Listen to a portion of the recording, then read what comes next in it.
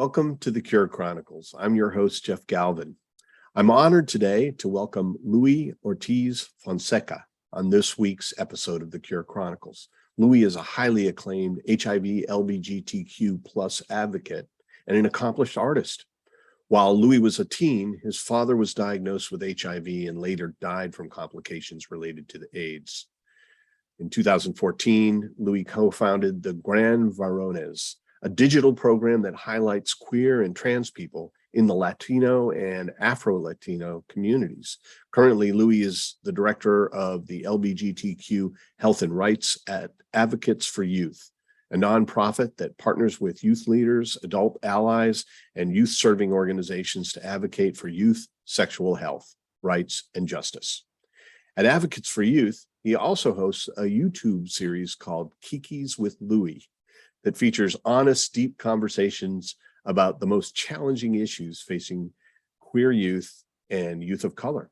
Louie, thank you for joining me today. Oh, thank you, Jeff. I'm, always humbled, to chat about the work that I do, but also I love to talk. So you got the right person today. Oh, that's so funny. I love to talk also, but you're wrong about being humbled. I am humbled. I have looked at your stuff and I am just so impressed with the work that you're doing. You're an advocate for LGBTQ, and I think you're highly effective. And I think you use art in an amazing way and marketing in an amazing way.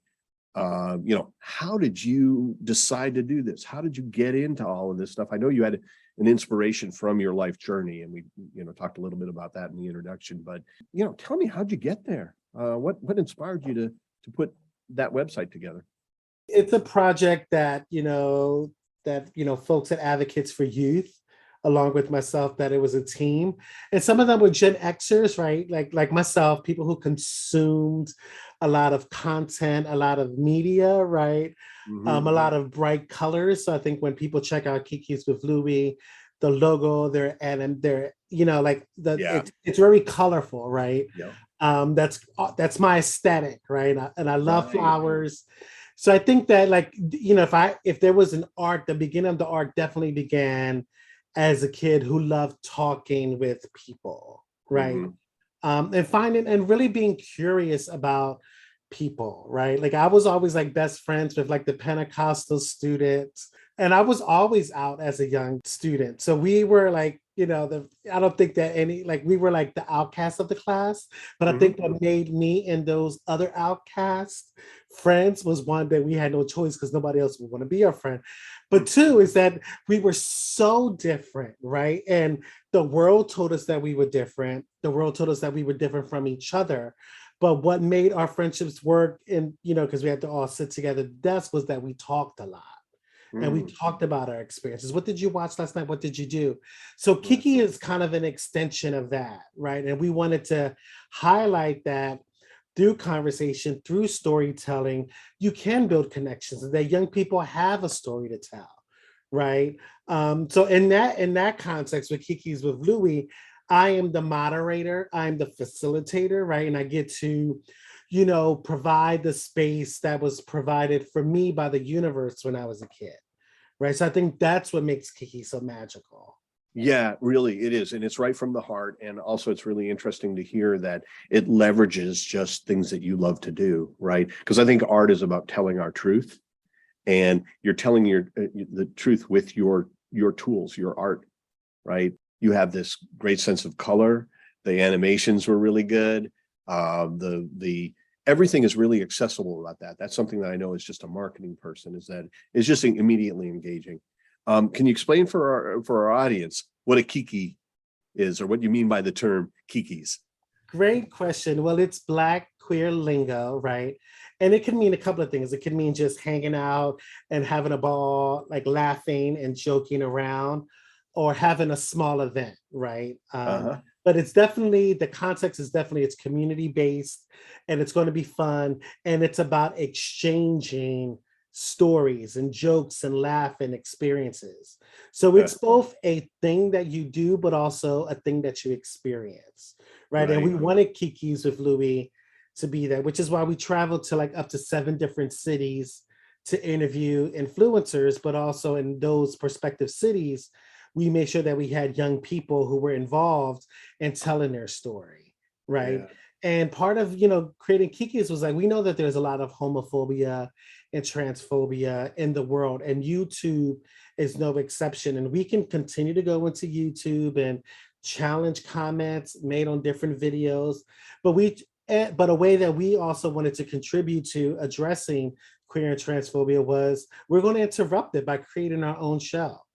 Right. We're going to shift the narrative. We're not going to always be on the reactionary side where we're waiting for someone to do or say something wrong or quote unquote wrong or something that we experienced as homophobic for us to tell our stories. So we're just going to get to it, and we're going to have great young people doing it, and hopefully, adults that watch it, right? Because I think that it's adults, parents, allies. It is a great show for you too. And I think it also teaches adults like how to just sit there and listen to young people without necessarily prescribing a fixer or an anecdote, right? Or a remedy, right? It's just listen to the stories, because young people have what they need innately, and sometimes they need to tell their story to get to the answer to the question they may be asking. Yeah, absolutely. And I think with the example that you used, right? Adults having Kikis with their kids, right? Is about listening, hearing their experience. There's a whole, discipline in psychology called Freudian, where that's it. You just get the person talking and they resolve their own things and become they're the best version of themselves, right?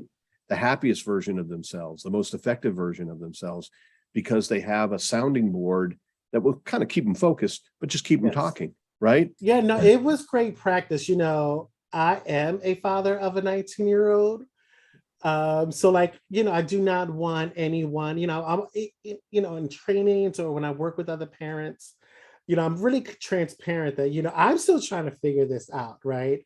Yeah. Right when I think I figured it out, I discovered that I have something else to learn, right? So I think that even in doing Kikis, I, relearned and learned over and over again how to just listen without having to let me save you or let me try to make you feel better, right? It's like, I am just here helping to facilitate a safer space for you to exist and be yourself. And the people that you are telling your stories with, y'all can guide each other. But this is going to be possible in part because of the space that I get to play a small part in. And I get to do that with my son. It's not always easy. Especially with something you feel emotional about, right? Like, I love your son, and that raises the stakes. Anyway, so then you got another site. This is another one I recommend, right? This is not a beginner site though.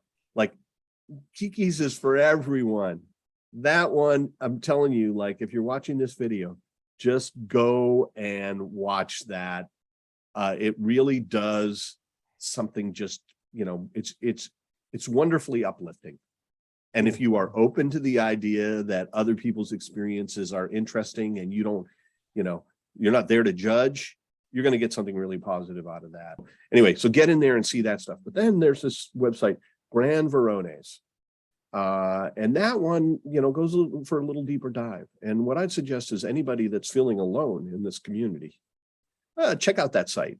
There's blogs and advice, and, it's really a community in a box there that you can learn a lot from. Gran Varones does a great job of doing that. So, how'd that start? It started, I think we just turned 8. It is definitely, one of the loves of my life. It is a passion project. Started out in Philadelphia, and just wanting to amplify the stories of Latino and Afro-Latino, LGBTQ folks, right? Again, same thing with Kikis. We weren't necessarily seeing anything out there representative of that. And it was like, okay, we can continue and we will continue to say that we need that representation, but we're actually just going to create it right now. And Instagram and social media was going into its because first we had Facebook and then Instagram was coming, so it's weird how social media has changed even in the last 8 years. But it was like, well, let's we're going to just document people who look and sound like us. And we're just going to get their stories. If it's coming out, their first love, what brings them joy, their favorite song. But the foundation of it was that we were going to take people's portraits as proof that they existed. Again, I'm a Gen Xer. I grew up with a mother who had a whole bunch of queer friends who passed away from AIDS, right? And even in my neighborhood, I would hear like older women or older adults who would pull me to the side because I was always a very expressive young kid. And they would say like, you remind me of my uncle, or you remind me of my friend who is no longer here. And the inference, I got that what the inference was. Yeah. Right. And they never had pictures of them. Oh. Right. So they were actually talking to you in a sort of a loving way about their lost relative. Yeah. And then you realize like, hey, why didn't they get, with all this feeling, why didn't they document it, and that person would live forever, essentially, right? And I get it, because back then you had to take pictures. Yeah. And developed. Right. You couldn't just whip out your cell phone, have a chat with Uncle Bob, right? That's so funny. And then not have friends or family say, oh my God, I remember this person, and steal the photo from you. Some people would never know what the challenges of even archiving at the community level it was. So when we started Gran Varones, it was like, we're just going to get whatever stories people want to share, fine. But they can do it on video, but everyone has to get a portrait taken. And that was intentional so that there was physical proof, a visual proof that they existed. Yeah. And then the story fleshes that out further too. You start to see some of the dimensionality of their personality and their journey, while, associating it with a really well photographed, person too. Yeah. I think, there's beauty in everyone, and the artist can capture that. They can bring out the like the things that other people might not see. So anyway, that's people that get a chance to, get their portrait up on that, it's lucky, but it's just a good idea in general. And that's cool. Yeah, you're right. You're Gen X. And so you're used to all of these things, right? You really have an easy time embracing new technology that's a little bit harder for, people that are in their 60s, right? But this is kind of natural for you. And guess what? It's natural for everybody that's your age and younger, which means that, this is a great medium through which to communicate with the people that are going to shape the world in the future. And, what a great way to ease into, a virtuous arc, right? Where, people stop pointing fingers and fighting with each other and start working together and, just making a better world for all humankind, right? I mean, I'd love that idea. Well, look, let's talk about you. Tell me about the really significant things in your journey through life that shaped you, that influenced you, could be in a really positive way, or even in a, where you had to learn from a real negative situation. Do you have any things that come to mind when I ask you something like that? I get asked a similar question, and I always figure like, how can I go into this without all the trauma? I grew up as one of 7 children, right? I was the second oldest. My mother struggled with addiction, with crack in the 80s and 90s. So that had a profound impact on how like I see and move through the world, right? Yeah. As the older child, I had to I had responsibilities that my peers just didn't have, right? Yep. But also I had to deal with like how adults saw my mother and how they saw us as her children. Right. And I think a lot of that was painful. That goes without saying. And additional to that, I think it gave me a kind of will that I don't think that anything that I would have had I not experienced that, right? Because I was extremely effeminate, right? I loved Diana Ross. I loved Janet Jackson, right? Like I was that child. Like I loved Miss Piggy, right? Like I loved anything gaudy, right? Yeah. Right. In the 1980s, you can't like look at my shirt, right? Like I'm perpetually still in the 80s, right? So I think that like it was kind of like I can fold, or I can go into the shadows, I can stand and stay in a corner. Yeah. But I didn't have that. It just wasn't in me. Right. So it's like I'm still going to be me. So I had to figure out a way to like discern what pain I should pay attention to. Right. Like those words are hurtful. What they're saying is hurtful versus like, actually, that's your projection of whatever you're going through. And I think because of that, and because, I stayed in, because of that, I dropped out of school in middle school. So I stayed home to take care of my brothers. And again, that's how I consumed so much music videos, music, right? So like that's where I found safety in, right? And I knew that growing up, even as a kid, I knew that I was going to be something. I didn't know how I was going to be, how I was going to get there, but I knew innately. I was like, all I have to do is just wait. I just have to look for this opportunity. It's going to come. But I know that despite what everything people are directly and indirectly telling me, I know that I'm going to be something. Because this is one of the things that you were saying is like, all of that pain, all of that incoming, gave you will. And I was like, well, what if it hadn't given you will? What if it had just broken you, right? Like, this is what I was thinking is like, okay, well, do you have any, kind of secrets of how to turn that into will to become that great person that you were always meant to be versus, to start to internalize that stuff and to end up, broken by it and giving up on your future or even worse, giving up on working towards your future, trying to control your life and move forward. I think that, I also had great adults in my life. Yeah, they may not have all been in the same room with me at the same time or were doing or supporting me at the same time. But like, it is like, Donkey Kong, right? Not that I play that game because with the barrels being thrown down by Mario. yeah, but like, like when he swings from rope to rope, sometimes a support system is like that. Like a support system carries you to your next rope or carries you to where you need to be next. So maybe one of the tips that you're saying is have a support system. Identify the people in your life that, care about you, don't judge you, and can help you through these things. Like can have a Kiki with you. Right? Yeah, and it can be someone you only meet one time. I remember one time me and my best friend Robert cut class because we were always teased. And we both love Janet Jackson. And we cut class, right? And we had like maybe $2. This is like 1990, maybe. And $2 went a long way. And I remember we bought a big bag of chips and a couple of canned sodas. And we went to a playground and there was a young girl there around our age. We were like 13, 14. And she was there cutting class. And I still think about her because we had such an amazing day on the Springs, just talking. She made us feel safe, right? I remember us doing the same for her, and we spent the entire day with each other. I can't remember her name, but it was like it sounds like a Ferris Bueller day, right? Yeah.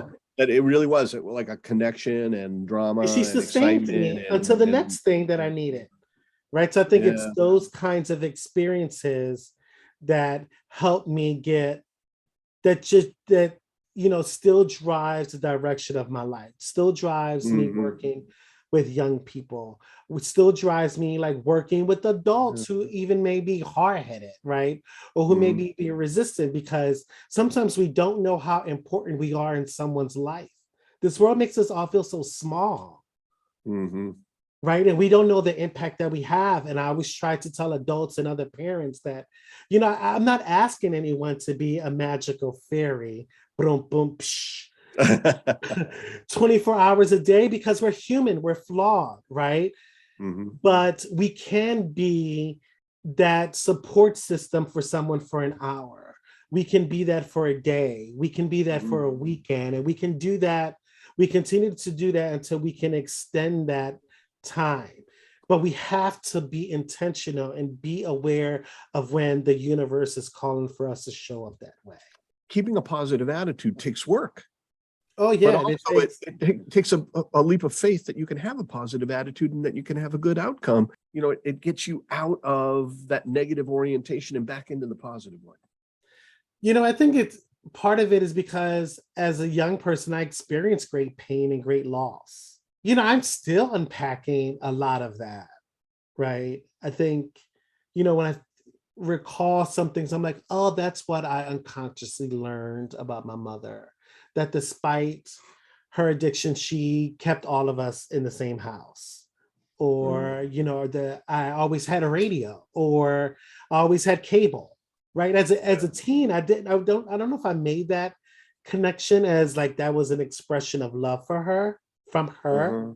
Right. But Yeah. now as a parent, I'm like, oh, You said there were some privileges associated yeah. with taking care of everybody. Good for And you. she never Yeah. watched cable. She wasn't a TV watcher. So Yeah. now I'm like, oh, the cable was for me to have my MTV. I Yeah. got money to buy CDs because she knew that kept me out of trouble. And it's those every little things that feed into your dreams. Yeah. Right? Like I'm going to entertain people one day. I'm going to be a dancer. I'm going to dance for Paul Abdul. I'm going to dance for Janet Jackson. And then Yeah. you hear it from other adults who are like, oh my God, you are so funny. You need to be on TV one day. Right? Yeah. Things that were like in passing, right? But looking back, I'm like, oh, that was the water on my seed, the water on my leaves. Hindsight's always 2020. And sometimes you have to get way past something before you can look back at it and see the mountain that you just crossed, the shape of it. You got to be a distance past it, right? It's hard to tell what's going on when you're climbing up the side. But I think that is interesting, because I think about your mom, right? Because she could have spent that money on drugs and she didn't. And so there was something motivated her to do that. And Mhm. and what you said is that she cared about you enough to ratchet, to limit her drugs to the point where she could still pay for cable and a 2-bedroom apartment. Like, she had self-discipline, even though she was facing challenges, and she was actually climbing her own mountain without Mm. abandoning you. Yeah, And I mean, that's really we interesting. have that kind of framework now, right? But that wasn't so much back then, right? It was like looking at the other side of that, right? Like, why is she doing drugs, right? And I Yeah. think that's the only thing I heard. So again, and I think that I share those stories on Gran Varones. I share, what it was like to be a young person with a troubled adult in the household who was only given what they could, right? Mm-hmm. Mm-hmm. Um, and I try to, in building the world that we all deserve, in building a new world, like I don't have any gripes with my mother, right? Because I'm a parent now, right? So I'm sure my son is gripes Yeah. with me because I did not get up. But like understanding like how those things impact my work, Mhm. with young people, right? And like what is my pain? What is my Mm. so that I'm not projecting on other people, but also knowing that there's something beautiful on the other side. And sometimes we just need to hear that, right? That doesn't mean not to feel the pain, not to feel the disappointment, not to like be raging over the struggle, Mhm. right? Whatever that may be in our personal lives. Um, but knowing that there's something beautiful on the other side, just as beautiful on the other side, right? So like we can Yeah. pause. So I think that's why all those things shaped my life and they continue to shape my life. And I hope that in my work, I'm reminding people that it's okay that it shaped their life. It's not something that I'm going Yeah. to deny that happened. It's in the Yeah. back seat of the car. It's in the passenger seat of the car. It's just no longer in the driver's seat. Huh. Well, that's an interesting metaphor.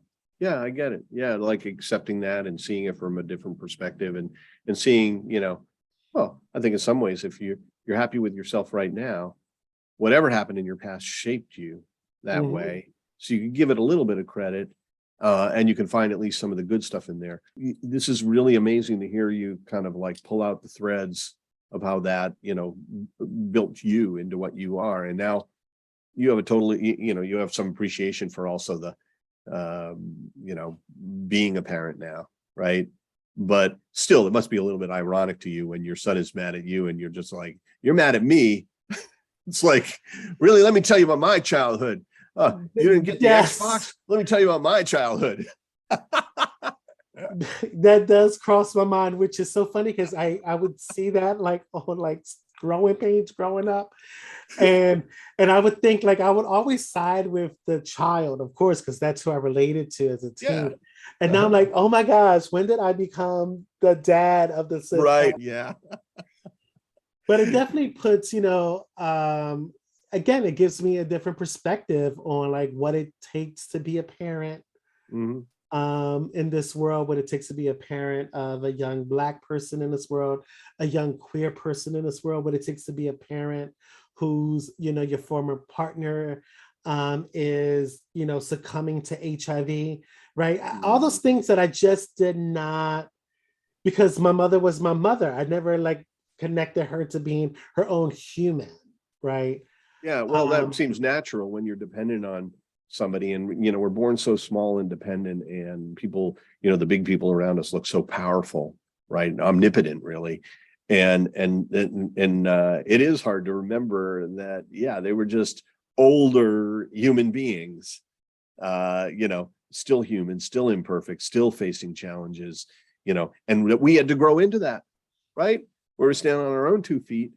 Yeah, I mean, that's really interesting to humanize other people. Now, this is not just about our parents, but other people in our lives, no matter who they are, just to see their human side. To me, that's empathy, right? I think that's one of the human qualities that's really unique in the animal kingdom that, I think is a powerful thing about human beings that is uplifting to sort of human collaboration or human communities, but also, on a one-to-one basis. So listening to you, it kind of reminds me about that. I think that's so important. Okay, so tell me. So you kind of giving me some perspective on your childhood and parenting, and okay, what else can you tell us about what makes you, what drives you, what inspires you? What continues to drive me is, again, working with young people, right? We are 5 years ago at Advocates. When I started Advocates, one of my dreams was to have a cohort of young people living with HIV. Advocates for Youth has several, up to 8 youth organizing groups, right? And I was like, it'd be great if we had an organizing group of just young people living with HIV. I would have loved that as a young teen living with HIV, right? And it happened in an afternoon, right? Like the stars, and I'm not even exaggerating. Wow. It was like, okay, well, let's see if this works. And, Deb was like, well, I'm going to try to find funding for this. So just I'll let you know what happens. And, she was like, at the end of the day, like, I found something, we can get it started. I'm going to continue looking to keep it going. Right. And we're 5 years later. And Wow. we work with, and every year we work with up to 10 young people from all over the country. And as a person living with HIV, I love that I get to do that, right? Again, get to create that space for other young people to do the work that adults in my life created the space for me. I was a young person, again, who was a middle school dropout. Never, I did wind up going back and getting my master's degree, but that was also because of, I was a dropout. I was hanging out at a club. That sounds like a lifetime 90s movie, right? Just imagine. I think your story sounds very interesting, and yeah, it could make a good, lifetime. And I met this guy named Steve, another young person who was working at an AIDS org in 1995. So this is like the first generation of HIV prevention for young people. Right. This is at the very beginning of that. And he was going away for San Francisco for an internship. And we met, and I met his boyfriend, and we were hanging out at the club. And he says, well, here, call me. Let's hang out again this weekend. And he gave me his job number and his home number, because back then no one had cell phones. Yeah. Right. And I Remember called those him. old days? Yeah. Yes, not everyone was Zach Morris. Yeah. And I called him at work one Friday just to like, hey, do you want to go out and hang out this weekend? And at the same time, his director was getting on his case about not having found a replacement for him as a peer youth educator while he would be away for his intern. And he was like, what are you talking about? I have someone on a call now. And literally that call changed the trajectory of my life. Yeah. I went into the interview Monday. I got the part-time gig as a peer youth educator where we would go to summer programs and go, what does the H stand for? And this is before the breakthrough in treatment, right? Yeah. That's like 94 was the first time that they had any effective treatments like the protease inhibitors. And even right away, it even wasn't 100% back then. But up until 94, it was like almost 100% death sentence. Yeah, right? so like I mean, wow, this is it.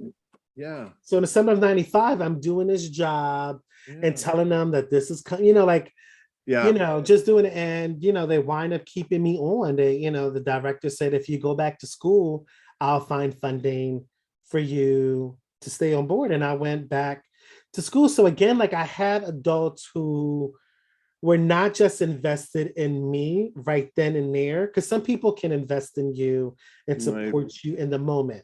And some people are like, what's your dream? Because I want to support your dream.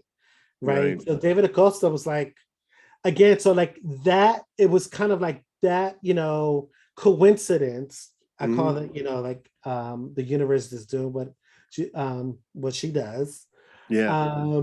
And as a young person, again, just by that, just getting that meeting Steve, getting that peer youth educated position, being told that my voice mattered, being told that I can contribute to the fight against HIV, changed, again, provided me a different road that my peers that I grew up with and dropped out of school with did not have. Right. So I never take that for granted. And I'm humbled, amazed, grateful that I'm still here, that I have been the Steve for other people. And now I'm the David for other people, supporting them in their organizing work and then cheering them on as they continue their education.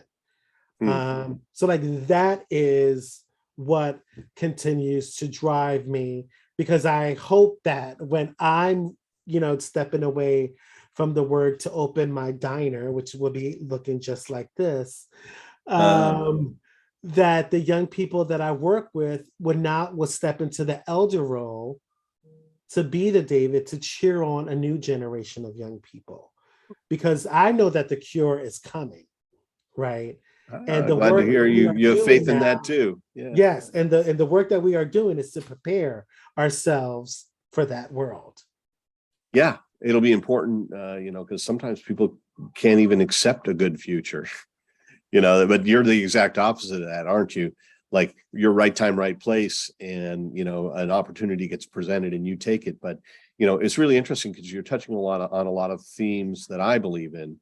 And tell me if I'm taking my takeaway is like totally wrong here, but I'm like, look, this guy who hired you, that wasn't a charity. He didn't just come to you and like, oh, I care about you like a parent or whatever, and I'm going to take care of you. No, it was lucky that you're on the phone with the guy while he's being lambasted for not hiring somebody, and you're like, he's like, oh, I got the right person for you right here, right?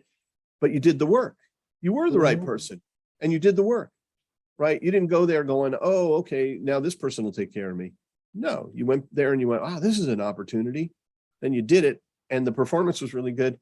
He's like, we like you here, and if you could stick with it, you could, and you want to go back to school, we'll find a way to do that too, right? We don't want to lose you, because you were making your own future. You were giving value. You were working on something that you kind of cared about, and I think that that's a big part of taking control of your future is to be willing to give value, right?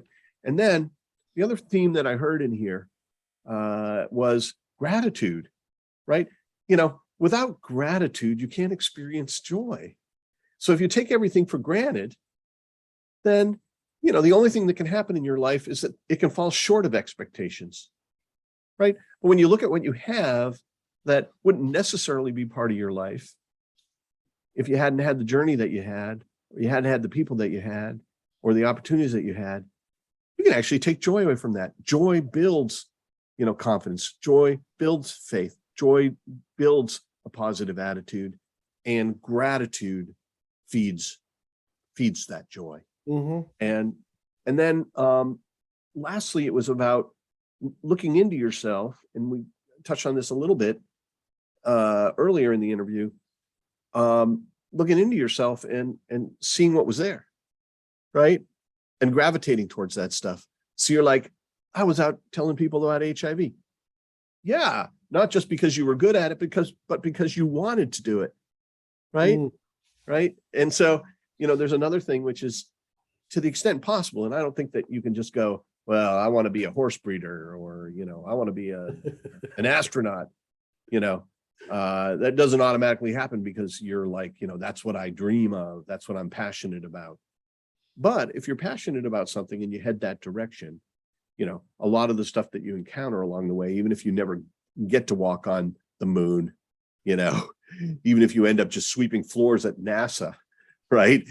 You might still come away with a lot of joy because you're around something that you're actually interested in. And I hear that as well, where it's like, you knew you, right? And, they offered this thing and you were like, yeah, that sounds like me. I'll take that. I'll give it a try. And then you're brave enough to just jump in with both feet and, bring that passion and bring that energy and voila, they're like, hey, don't leave us, Louie. We'll pay for your master's. You got a master's also. So that's really cool. I think there's a lot of really, important life lessons in the stories that you're telling us. I guess this is something that happens all the time on Kikis. Maybe it's not, maybe you as an interviewer probably don't have to conclude anything, right? Because you're just like, let them tell their stories and let everybody conclude their stuff. Okay, so there I am, hopefully I didn't pollute this interview by interjecting kind of my impression of what I heard. So if anybody's listening to this and you got other lessons out of it, kudos to you. Go with it. Don't let me hold you back. But I really, I found what you're saying, very interesting and very inspiring. And like I said, I love what you're doing with it. I love the artistic angle. I love the accessibility. I love the color. I love the, just sort of celebratory, feel of, the Kikis with Louie series, but also your website. I think that it is also a celebration of life, and it gives people an opportunity to find lessons and find joy and find gratitude and all these things that I think are so important in life. So is there anything you'd like to close on? Any other things that you'd like to talk about? Any advice you have for our audience that's trying to understand LGBTQ, trying to live as LGBTQ, trying to deal with HIV diagnosis, whatever, like you've seen it all. Is there anything that you like to share with folks that are, out there in that situation? Without sounding too cliche-ish, I have good days and bad days. Like we all do, right? And in this current climate, it can sometimes feel like bad days are more ever present, right? I heard one time, and I can't remember who said it, but the quote is that hope is a discipline. The world wants us to give up so much. We give up pieces of ourselves depending on the spaces that we're in, who we're talking to. We give up pieces of ourselves to get through the day, to not argue with our partners, ourselves, or the person at the cashier, right? Right. But I hope that it is my my wish, my prayer that we don't give up hope. Hear to that. I mean, absolutely. And I'll tell you, things become cliche because they're true. And so thank you for laying that on us. And that's a great thing to close on. And I really appreciate this interview. It was so much fun talking to you. You are a good talker. Let's do this again sometime.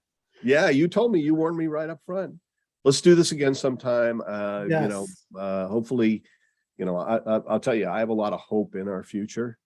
And I get what you're saying about hope being a discipline, and also, sort of renewing that from time to time, looking at your own life with a good perspective, so that you can see that there are these positive threads in it and that we are heading to something better, and we're certainly trying to do that, here at AGT. That's, what drives us. So thank you for, joining us today on the Cure Chronicles. And I think this is really helps support, everything that as a community, we're all collectively trying to do, which is just to improve each other's lives. And so thank you for being a great advocate in that space. Thank you. All right. Take care. Bye. Bye.